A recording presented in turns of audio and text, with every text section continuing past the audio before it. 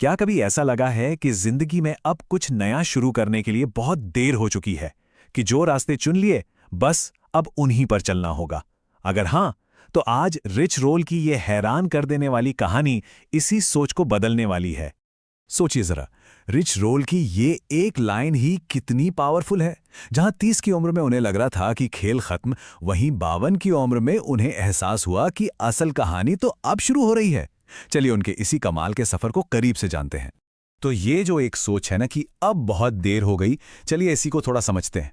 Rich role को आज देखकर कोई भी उनकी कामयाबी से इंप्रेस हो सकता है, पर मजे की बात यह है कि उनकी असली कहानी तो उस उम्र में शुरू हुई जब ज्यादातर लोग हार मान लेते हैं। जरा इन नंबर्स पर गौर कीजिए। 43 साल की उम्र में एक एथलीट के तौर पर अपने पीक पर पहुंचना, 44 में बेस्ट सेलिंग किताब लिखना और 45 की उम्र में एक ऐसा पॉडकास्ट शुरू करना जो दुनिया भर में सुना जाता है।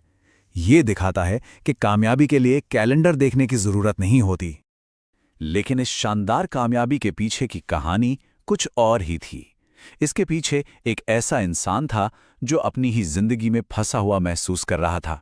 उसे लगता था कि बस जिंदगी का रास्ता तय हो चुका है और वो अधूरा ही रहेगा, और इसी अधूरेपन के एहसास से ही बदलाव की चिंगारी जली।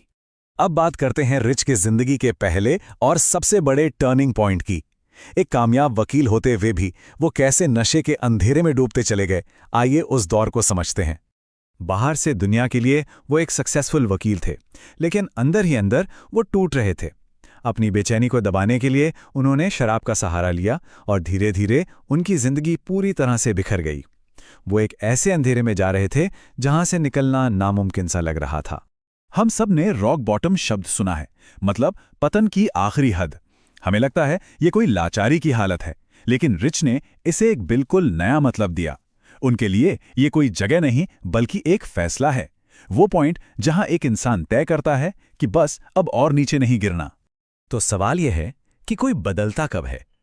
ये तब होता है जब मौजूदा हालात में बने रहने का दर्द कुछ नया करने के डर से ज्यादा बड़ा हो जाता है।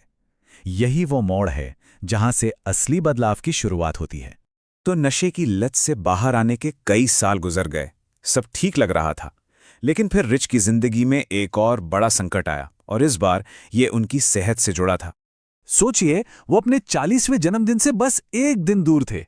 वजन काफी बढ़ चुका था और एक दिन घर की सीढ़ियां चढ़ते हुए उनकी सांस बुरी तरह फूल गई। वो एक छोटा सा पल था, लेकिन उसी पल ने सब कुछ बदल दिया। और बस उसी एक पल में उन्हें एक बहुत गहरी बात समझ आई। ये सिर्फ ये एहसास नहीं था कि हाँ मुझे बदलना चाहिए, बल्कि एक मजबूत फीलिंग थी कि मैं अब बदलने के लिए तैयार हूं। और यही तैयार होना यानी विलिंगनेस एक असली सुपर पावर है। तो रिच के हिसाब से इस इच्छा शक्ति को पकड़ने का एक सीधा सा तरीका है।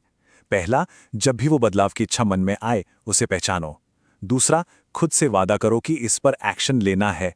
और तीसरा, फौरन कोई छोटा सा ही सही लेकिन एक कदम उठाओ। और इसके पीछे का जो आइडिया है ना, वो बहुत ही सिंपल लेकिन पावरफुल है। मोड एक्शन को फॉलो करता है।